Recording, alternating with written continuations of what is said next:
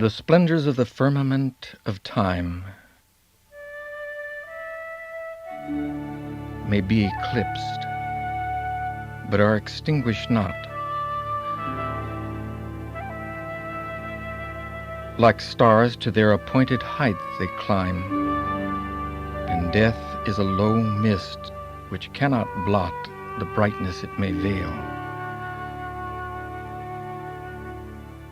When lofty thought lifts a young heart above its mortal lair, and love and life contend in it, for what shall be its earthy doom?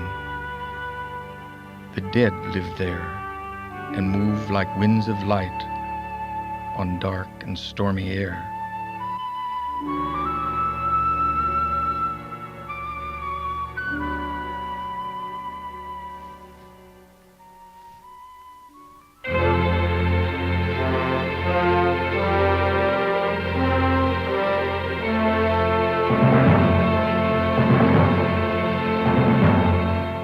The blue planet, Earth, an inconspicuous mote in the vastness of space.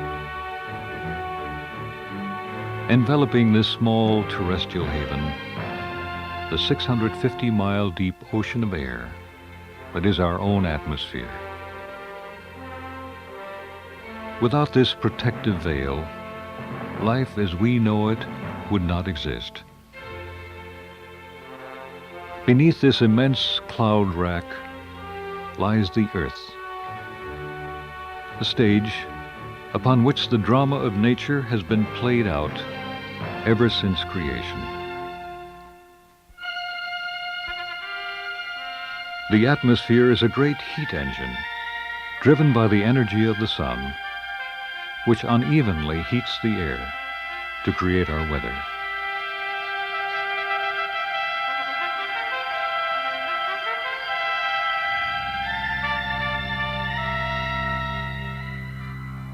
The forces that created the Earth were unleashed about 4.5 billion years ago.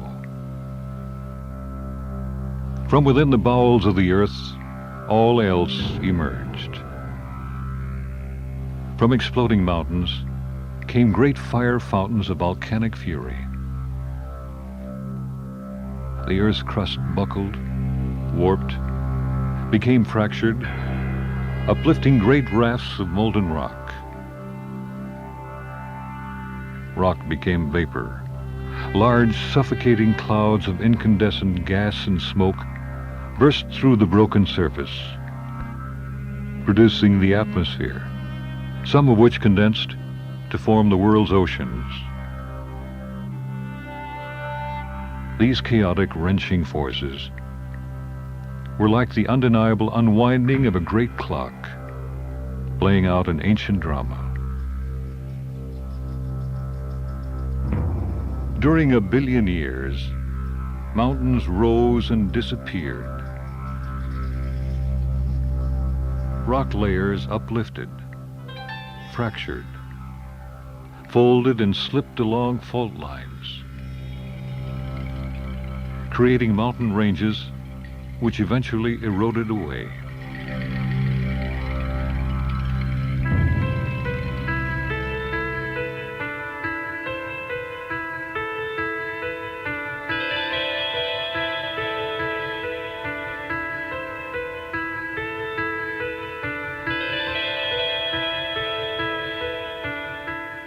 Man was not here to witness these primordial cataclysms.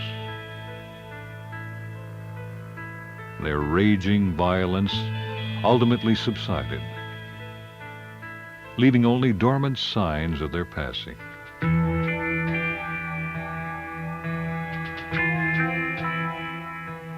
Into this domain of monumental creation came the inexorable influences of time and the elements. Heated by the sun, the atmosphere is never still.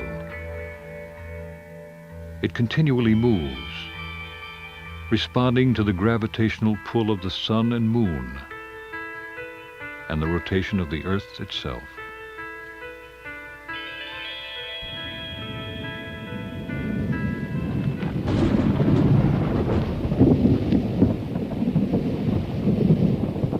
Once again, the atmosphere gathers her forces.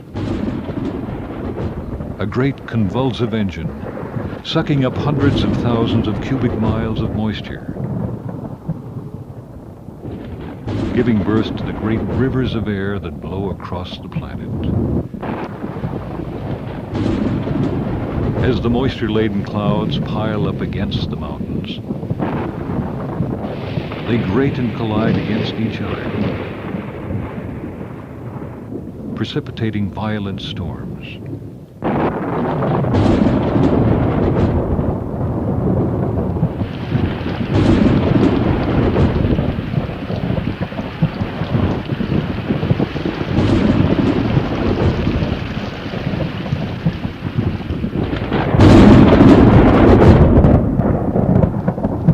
Sky, mountains, river, winds, lake, lightnings.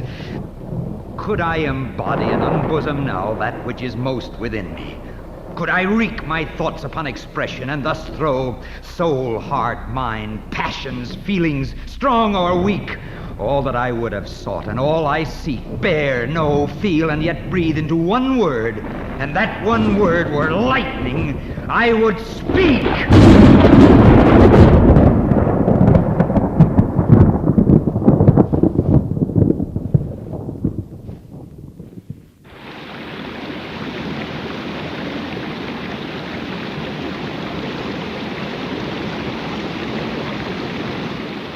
Swollen mountain streams unite into mighty plunging rivers that flow across the land in a headlong rush to the distant sea. It is an endless cycle, year after year, century after century. Irresistible elements all engaged in the relentless process of destruction and renewal. On the bed of the Colorado River, a particle of silt is lifted by the current, carried an inch, and dropped again.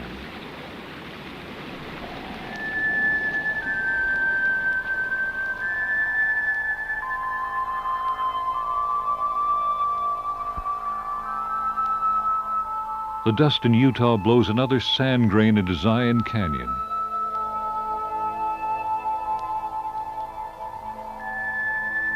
Inch by agonizing inch, the land is shaped. The ages measured grain by grain.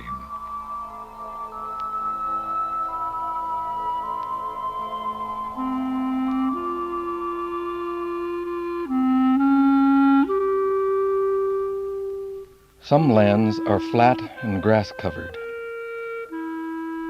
and smile so evenly up at the sun that they seem forever youthful, untouched by man or time. Some are torn, ravaged, and convulsed, like the features of profane old age. So wrote Lauren Isley in The Immense Journey.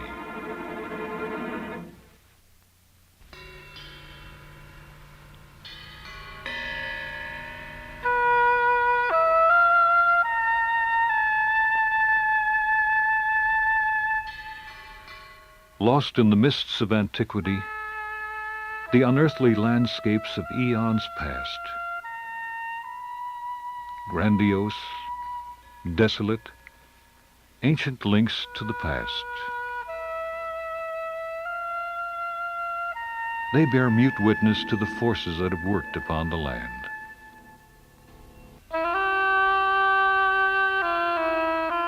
The unending vistas we now see and walk upon have been long in the making.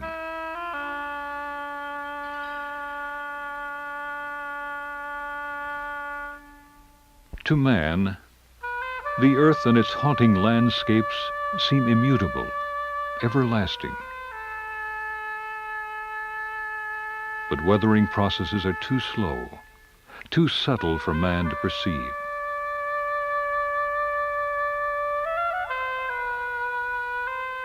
But to the geologist, the earth is never passive and still, but constantly stirring. eternally responding to the unstinting forces of wind, rain, and time.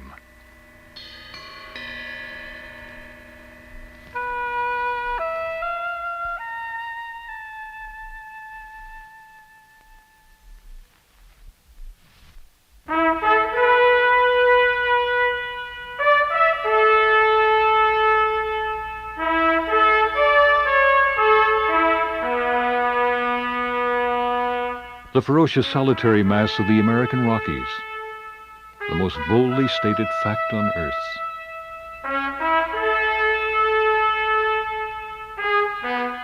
It's a panorama of light, rocks, space, and silence.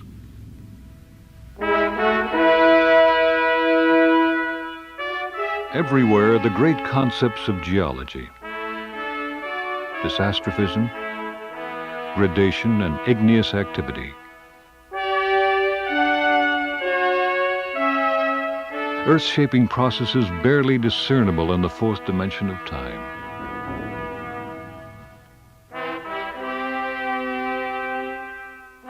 The pawn in this geological conflict is the Earth itself, incessantly attacked by atmospheric winds, by rain-swollen mountain streams, and by freezing moisture biting deeply into the unprotected ground. These forces have crushed the rocks, pulverized the mountains, transformed the sterile granite into a world of soaring heights, slashed by shadowed canyons and roaring rivers.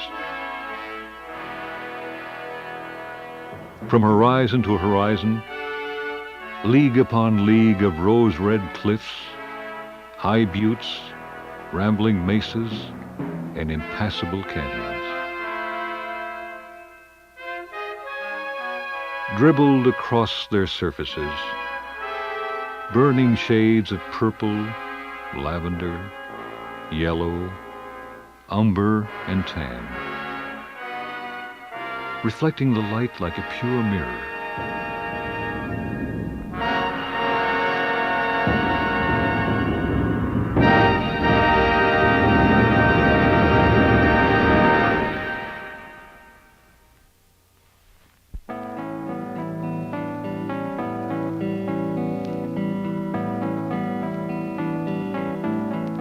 Within this penurious land of cruel beauty, the invisible rhythms of life,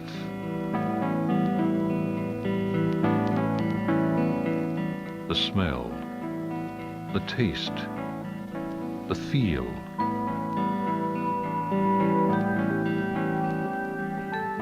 the whole sense of renewal. It speaks of hope against the dying of the light.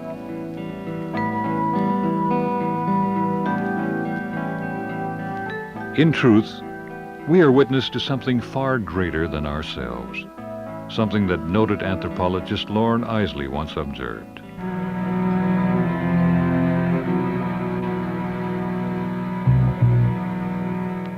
In the last glow from the west, this barren and disordered landscape speaks of another era, having nothing to do with man.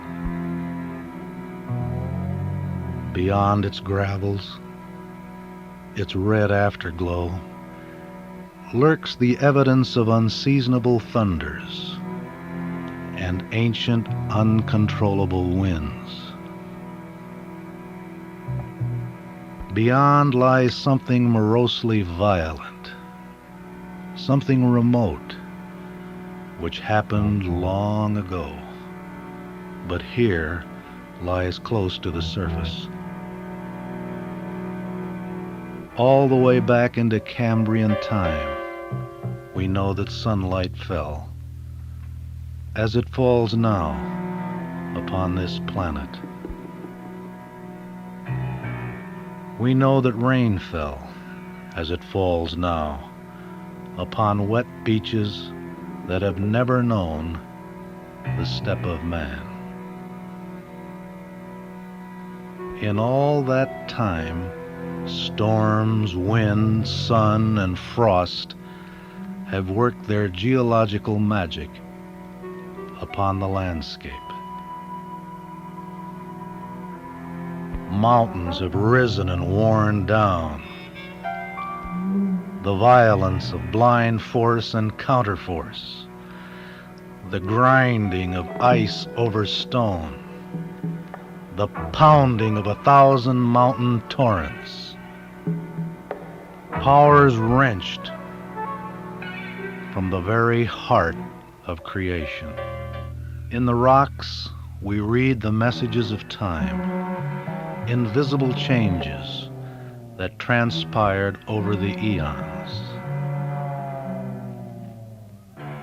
In this geological drama, there is no clue of the beginning, no prospect of the end.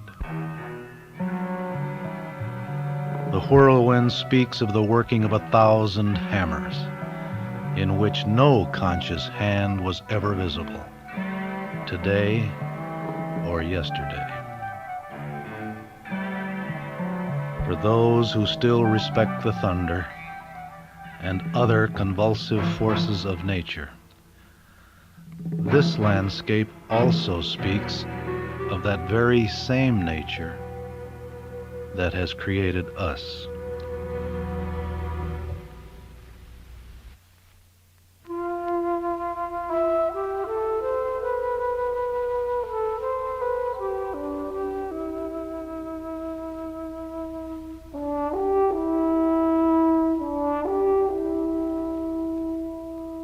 Man is not the measure or maker of all things. He is only an interacting partner. We live our lives by the certainty of the earth and its seasons. The progression of the planet's changing face is marked by sunsets and sunrises, long hot days, and cool, dry nights.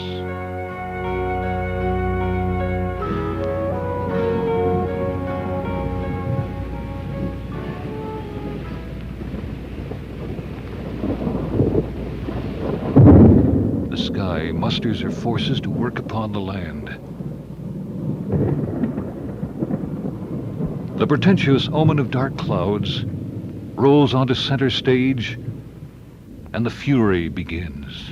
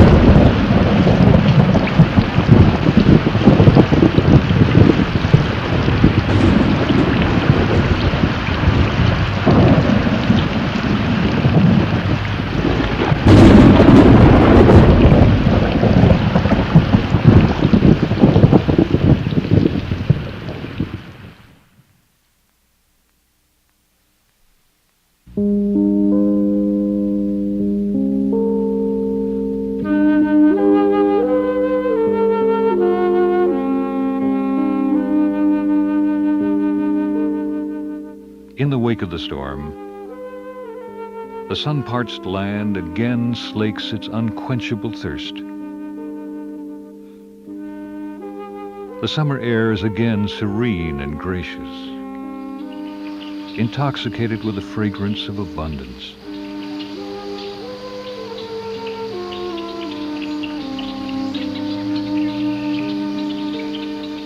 It's a time of flowering blossoms and nesting birds, the air palpitating with the sound of whippoorwills.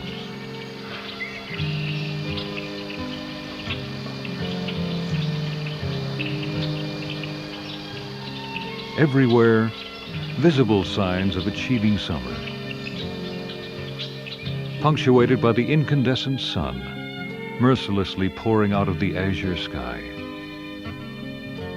There is a pleasure in the pathless woods. There is a rapture on the lonely shore. There is society where none intrudes by the deep sea and music in its roar. I love not man the less, but nature more. From these our interviews, in which I steal from all I may be or have been before, to mingle with the universe, and feel what I can ne'er express, yet cannot all conceal. Day follows day.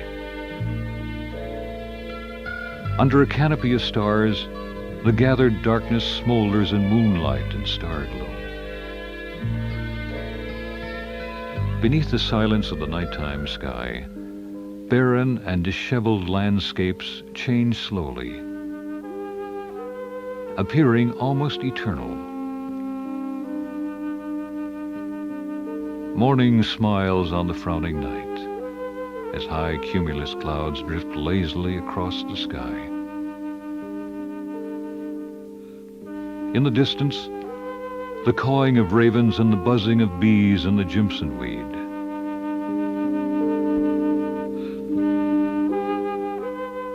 The nibbling of summer rains and the sluicing erosion of coursing rivers fill the dry washes and parched arroyos.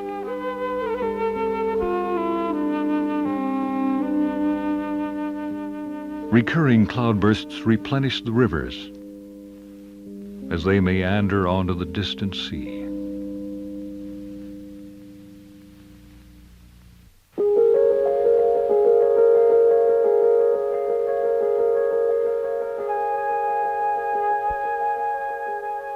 The present season is always mother of the next season. In the early days of September, the colorful royalty of autumn creeps in under the late summer moon.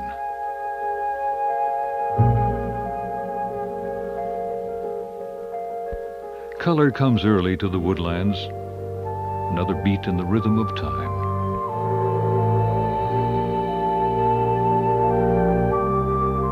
Fall is in the making, as entire mountain slopes become aflame with color.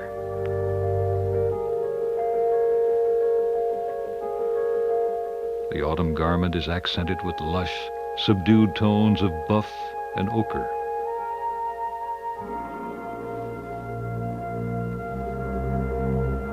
It is a period of fruition, a time of consigning a new face to the forests of spruce, fir, and pine.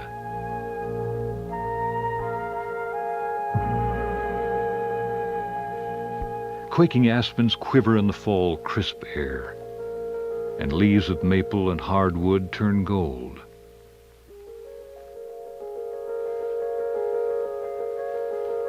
It is a time of recapitulation, a season which remembers and perhaps again anticipates the numbing cold of winter snows.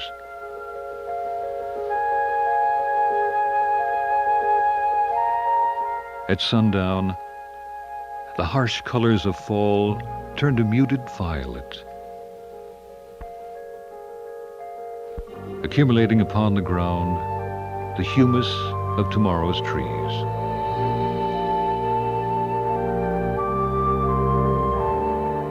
The smell of frost, the odor of burning juniper carried away by fall breezes.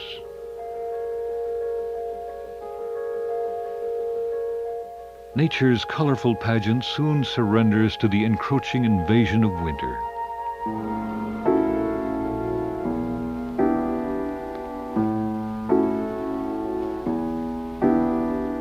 The door of another season stands ajar as the surge of autumn life ebbs away.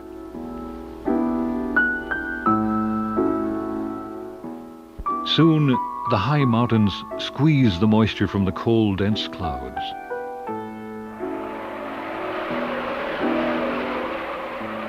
The roaring winds down from the northern tundra signal the first stage in the long plunge into darkness.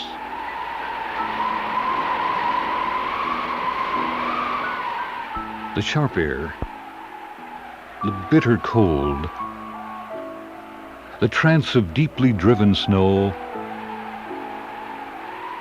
all contribute to the essential pause in the throbbing rhythm of life.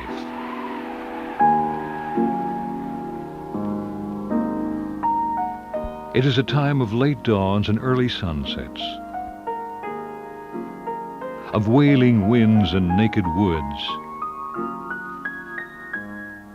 of meadows brown and sere.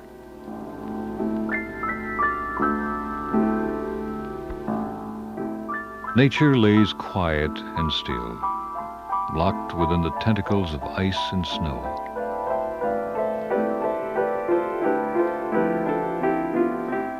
The impounded moisture weighs heavily on the leafless brush and frozen soil. All sound becomes muffled by the accumulating snow.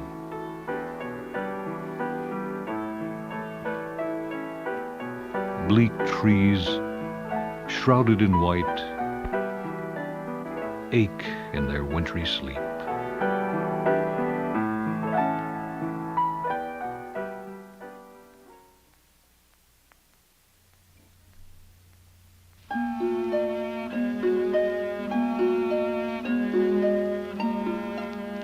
By late March, the contest between sun and frost begins.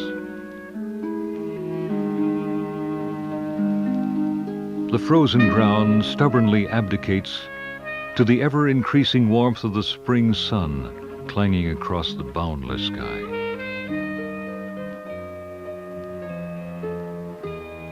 The turning equinox signals the slow retreat of snowpack up the mountainsides.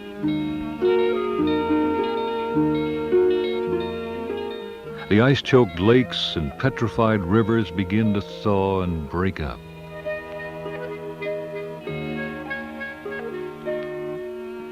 It is the first quickening of the earth as winter's stranglehold surrenders to the undeniable rites of spring. We see the first tender skies, the first fragrant flowers, reviving the earth's green cloak of vegetation. There is a sense of newness in the air, an eager reaching for sunlight.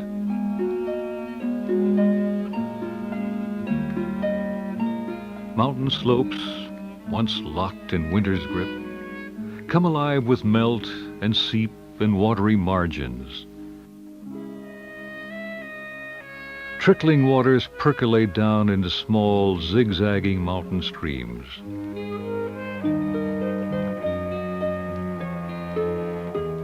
Everywhere, the reviving earnestness of spring, following the long attrition of winter.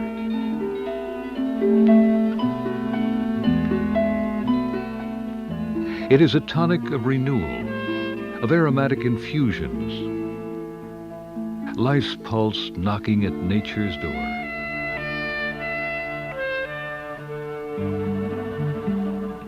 The reiteration of life is everywhere. In the pollen-filled air, aimlessly blowing across the land. In the sap rising in trees, rustling under the stroke of spring breezes. It is this enduring, solitary truth of nature that gives us a broader, deeper, and clearer view of the earth upon which we live.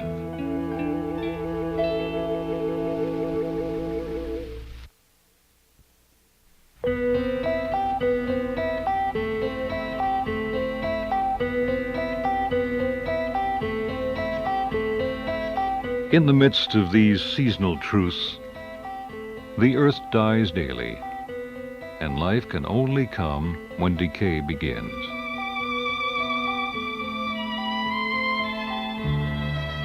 It's an episode still enacted, still being rehearsed year after year.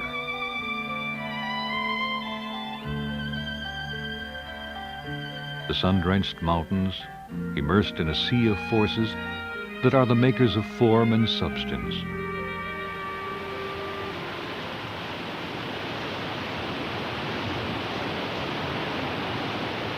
whether falling as rain or flowing in mountain streams. It is water that is the dominant sculptor of the Earth's crust.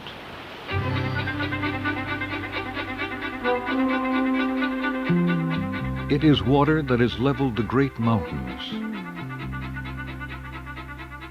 created the retreating edges of the plateau,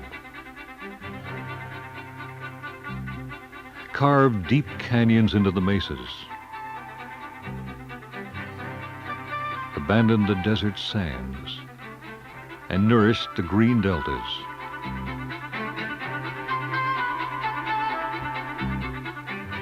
Wherever water flows, it exercises an all-pervading influence upon the land.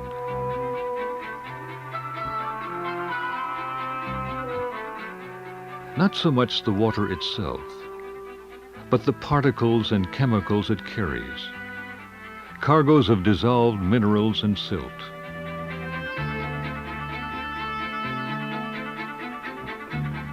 These are the tools of the river that become a flowing, abrasive agent, scouring canyons and cutting ever deeper into the solid rock. The accumulating debris has been torn from mountains, nudged and urged along by biting frosts and torrential rains. Petrified in the river's wake are shales that were once mud, limestone that was once seashells, and sandstone that once flowed as individual grains.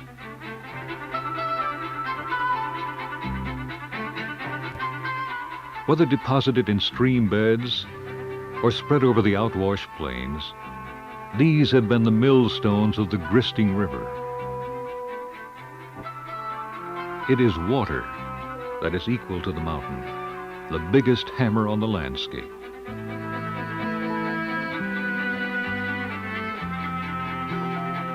From high country, across mountain plateaus, and down steep-walled canyons, the rivers snake their way along, carrying part of the continents to the sea.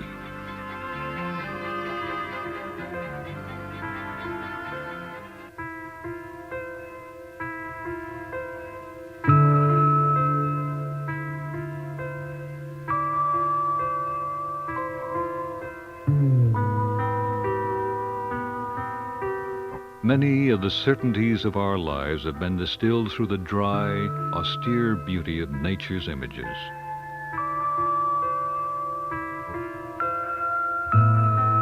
Wind, rain, and time have chiseled, carved, and etched inconceivable sermons in stone.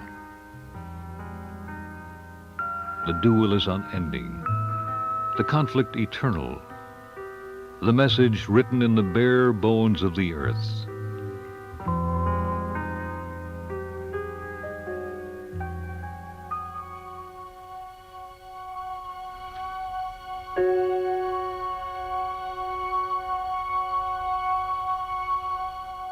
This grand pageant is nowhere more evident than in this bowl-shaped canyon, bitten by erosion. Numberless wind-worn rocks, suffused and glowing in salmon orange, are all that remain of the plateau.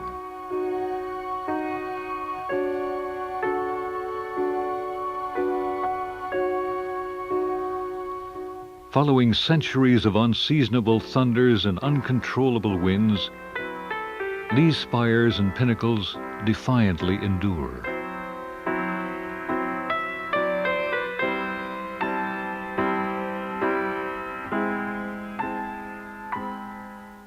The destruction has been done without rest, without haste, as predictable as the march of summer suns across the transparent sky.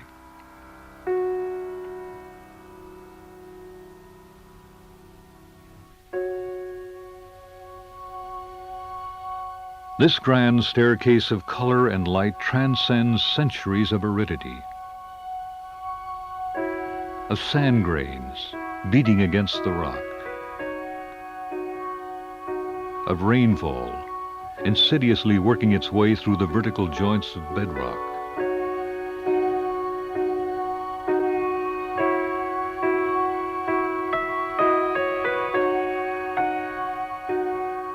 Time's testimony is strikingly revealed in this painted limestone amphitheater of temples, towers, and windowed walls.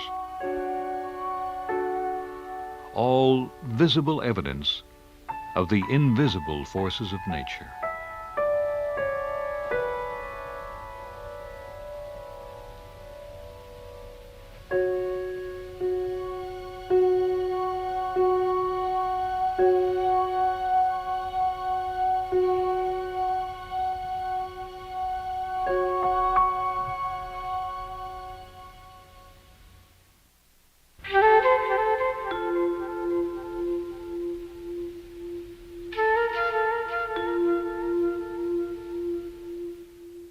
The subtle truths of the changing earth are sometimes veiled in the most unexpected places. A strange affidavit of forces working upon the land is seen in this sea of cavitated stone.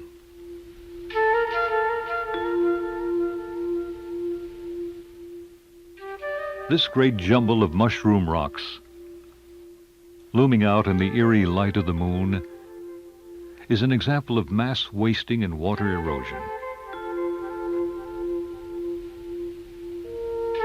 Much of what we see is the result of an inland sea that once covered much of the West.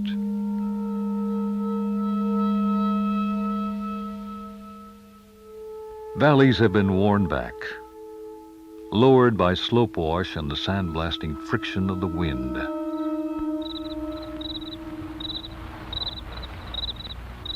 The disintegrating attack is forebodingly revealed in these grotesque stone profiles.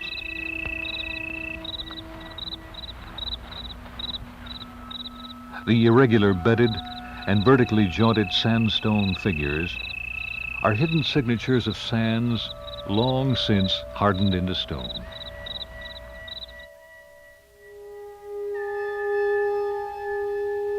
Metamorphosized by our imagination, these solitary survivors are linked forever to lost deserts and a vanished sea.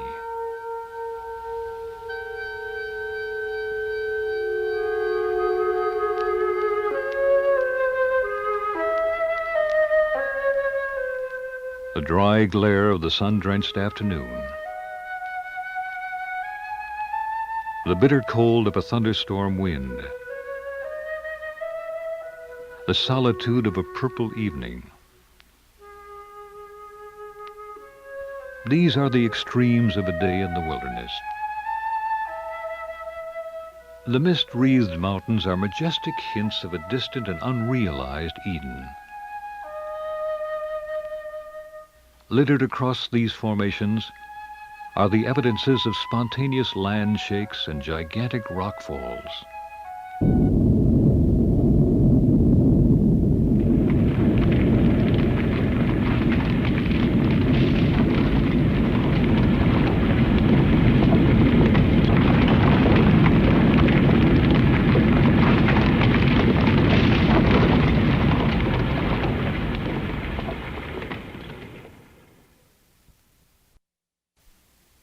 Dropping away from the mountainsides, the familiar talus slopes have collected debris.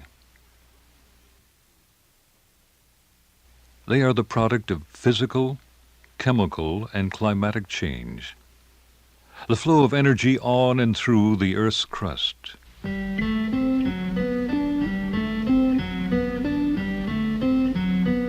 Many things can happen in a billion years of evolution. As the noted Swiss naturalist Louis Agassiz once remarked, the earth is a vast cemetery. The rocks are tombstones on which the buried dead have written their own epitaphs. Today, little remains of the past that stretches before our eyes. We must look very closely to discern the indelible clues hidden in the dark immensities of time. To better comprehend this element of time, geologists tell us that it takes 40 million years of weathering to wear down a 10,000-foot mountain.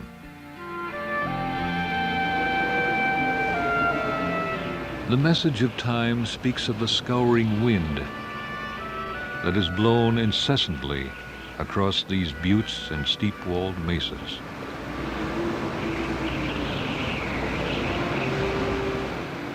The honeycomb cliffs are marked forever by the passing of moaning zephyrs that have etched their labors on the canyon walls.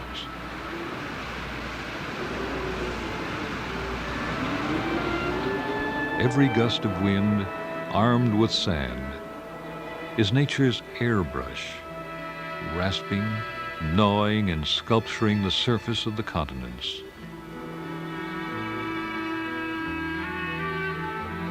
Throughout countless centuries, some materials have resisted more than others. But in the end, it is the frictioning gales that triumph, giving form to the solitary ochre towers and chimney rocks that survive.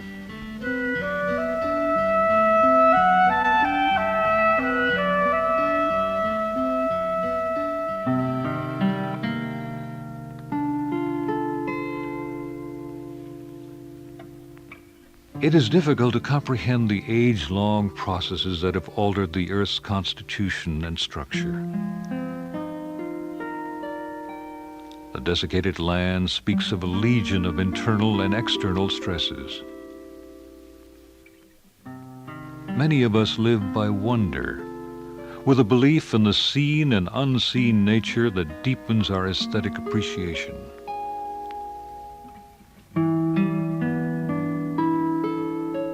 For nearly 100 million years, the West has alternated as desert, floodplain, swamp,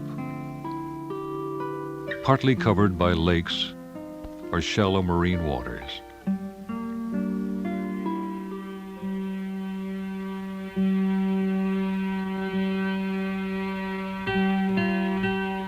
These changes are etched severely in this deep-shadowed arcade that stands against abrasive desert winds. It is a place of brooding silences, broken only by the foreverness of the wind. In this vast, empty world, huge hulks of red Douche sandstone glow in the half-light of dusk.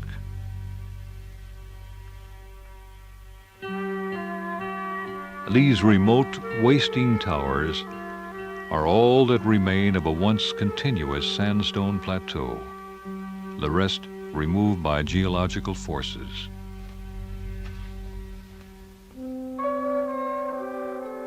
A timeless quality pervades the plateau, a register of the Earth's evolution, echoing back to an ancient sea that once covered half the continent.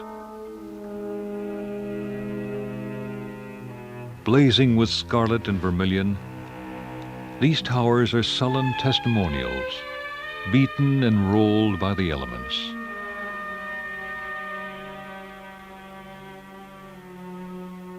As the day dwindles and the light begins to slant across the wide flats,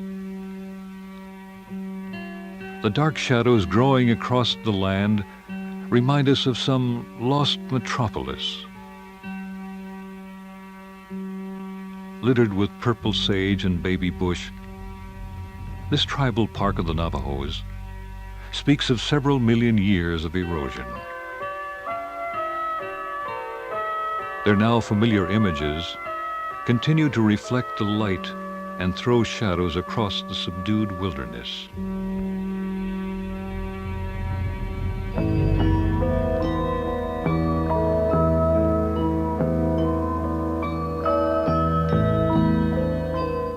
No place has escaped the boundless energy of the irrepressible forces upon the land. Nothing has remained immutable. gentle slopes have eroded into vertical walls. High mesas have divided into solitary buttes. Broad, elevated flatlands have succumbed to legions of force working above and below ground. The sun, the frost, the wind, the rain, all ceaselessly exacting their toll in a place where everything eventually blows away. Periodically plumbed before our eyes, volcanic cones of once fiery cauldrons that speak of uncontrolled energy and creation.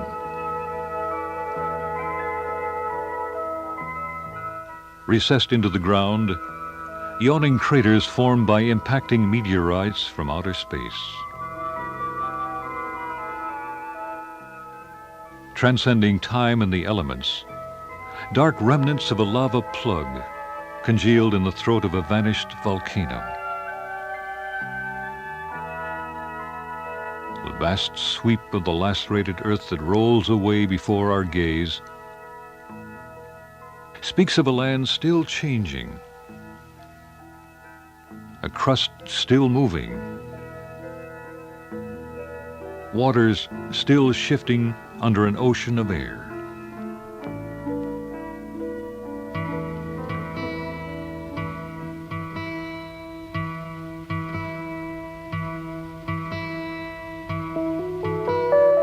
It was Lauren Isley who once wrote, "If there is magic on this planet, it is contained in water. It has been the laboring waters of the rivers that have broken up the distant confines that had never known the steps of man." Born among the lofty snow peaks of the high mountains, their silt-laden waters have rolled and heaved and exploded against the river banks. In their serpentine journey to the sea, the rivers have dissolved and worn away the land. In places, cutting 6,000 feet into the broad plateau. The soil carried away by a mountain brook nourishes a valley far below. This contest has been relentless, beginning with the first snowfall, the first squall.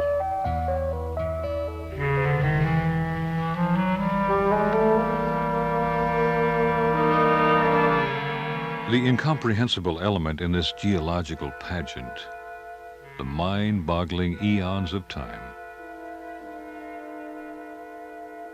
The epochs reach back 4.5 billion years into the shadowy domain of the past. Slowly, surely, time and the elements worked their magic on the pounded surface, leaving only the great stone arches, the windowed spires, the broken ridgeline of towering pinnacles.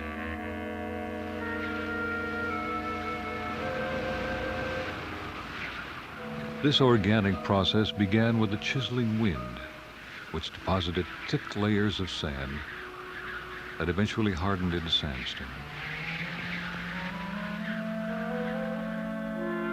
The weathered rock eventually split into thousands of vertical and horizontal cracks. Ceaseless freezing and thawing widened and deepened the cracks until they became deep, vertical walled canyons.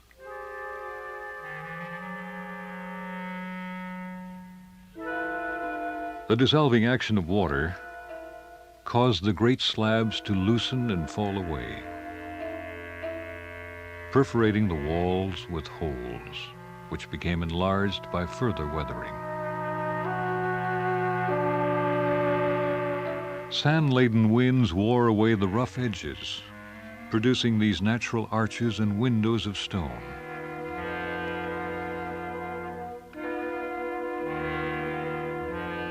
Creation and destruction beat wildly upon these rock facades, transforming them into something other than what they once were.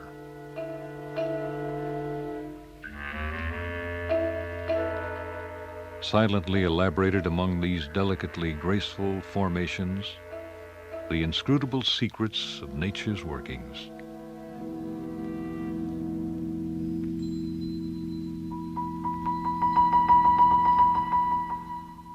The most striking testimonial of such bridge-building forces resides in this rugged sandstone canyon.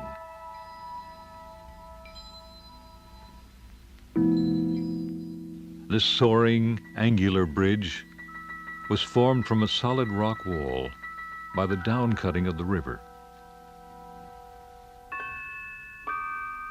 Twice as high as Niagara, its sun-beaten salmon walls are streaked with a dark residue of iron oxide.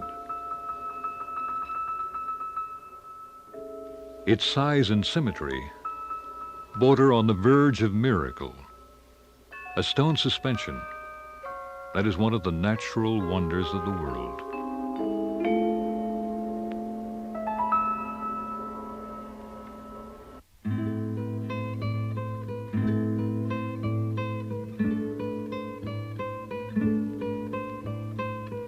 It is within the 130,000 square miles of the Colorado Plateau that the disintegrating attack of wind and rain has left its indelible mark.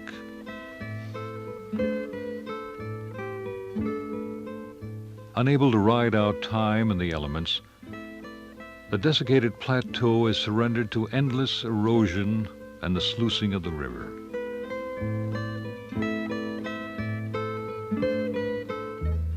Long ago, when the future was just a simple tomorrow, the canyon seemed ageless. A labyrinth of arches, mossy alcoves, painted grottos, and wooded glens.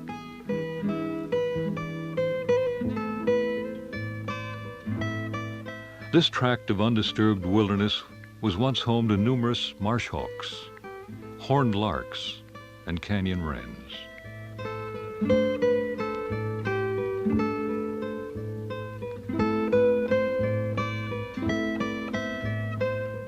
Today, in the name of progress, its lost wonders lie submerged under 300 feet of water, backed up for 180 miles into Utah.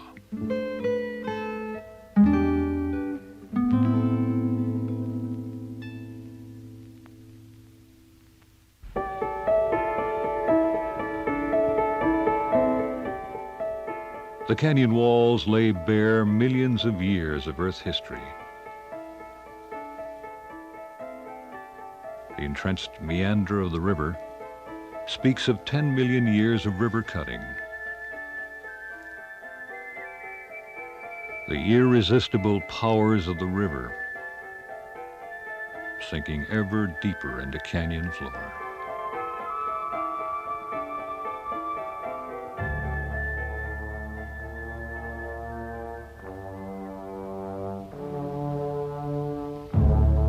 The story of Earth's voyage through time is nowhere more spectacularly revealed than in this stupendous yawning canyon.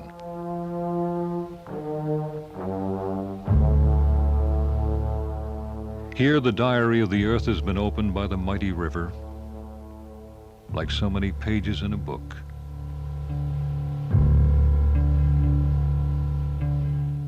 Bold, majestic, bathed in the light of the setting sun, it is the mightiest gorge on any continent.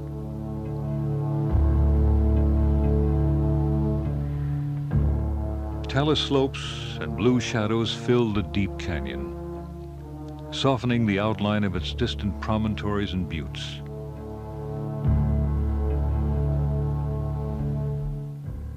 It is a silent chronicle of time in which our awe still persists.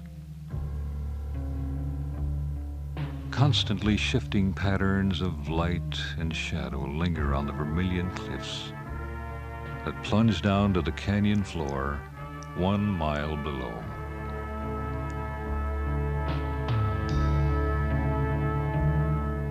In its deepest recesses, the growling river continues to wear away 1 foot of solid rock every 2,100 years.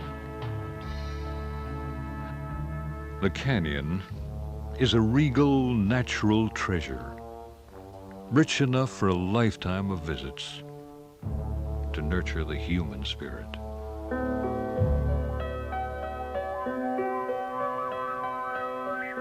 At the very bottom of this incredible trench, the travertine terraces of Havasu Falls. The luxuriantly blue-green waters have transformed the canyon floor into a lush oasis, flowing through the tender skin of living things. Reflected through the cold, crystal waters, the chemical carbonates deposited on the creek bottom. In this serene glen of cottonwoods and willows, there is a sense of intimacy in the remote, a peaceful pause in the incessant labors of nature.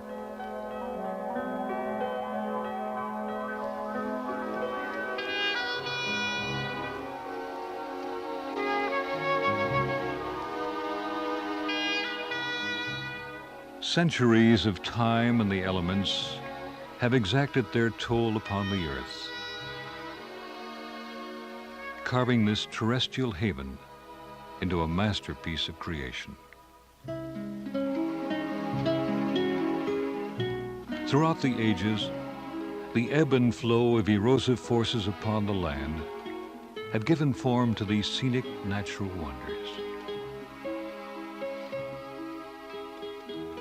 In time, early man would inhabit this undiscovered country.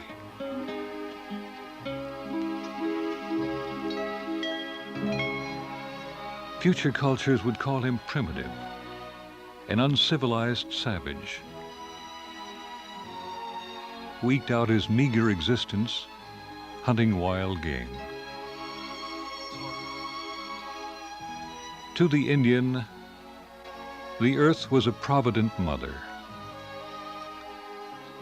He had come to terms with his environment, with a deep religious sense for the inviolability of nature. Scattered across his abandoned hunting grounds, the mute scrawls of petroglyphs and the discarded flint points that marked his passing.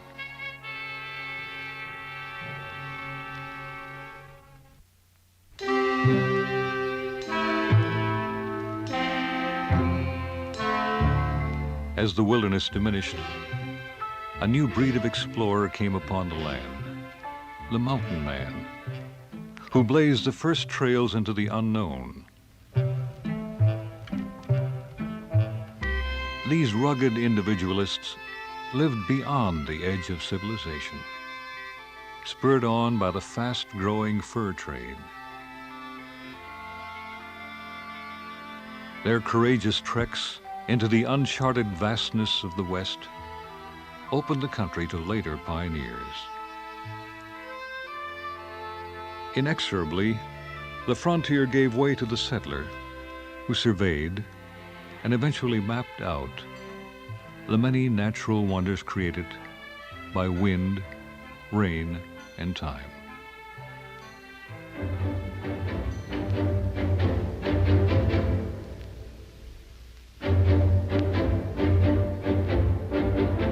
The high mountains, whose maroon peaks are wrapped in the domain of clouds and eagles, came to be known as the Rocky Mountains. The desiccated vistas of this expansive shelf became known as the Colorado Plateau. The red glowing water of the region's principal river was named the Colorado by the Spaniards. The most spectacular chasm created by that great flowing river came to be known as the Grand Canyon. The elevated lakes and forested mountains of spruce and aspen ultimately was called the Grand Mesa. The most typical example of canyon country was referred to as the Colorado National Monument, where the wind etched its signature upon orange and Entrada sandstone. The name of Arches National Monument was bestowed. To the lavishly colored cross-bedding walls of pink and white, the Mormons consigned the biblical name of Zion Canyon. The bold profile of this dome-like upheaval of the Earth's crust has been named Capitol Reef. This colorful, tinted labyrinth of countless pinnacles and towers was named after a Mormon rancher, Bryce Canyon. To the sweep and breadth of this petrified span of solid stone, the Paiute Indians bestowed the name Rainbow Bridge. This expansive horizon, pierced with solitary buttes and imposing rock towers, is now called Monument Valley. And to these numerous fern-covered recesses and amphitheaters along the Colorado River, John Wesley Powell gave the name Glen Canyon.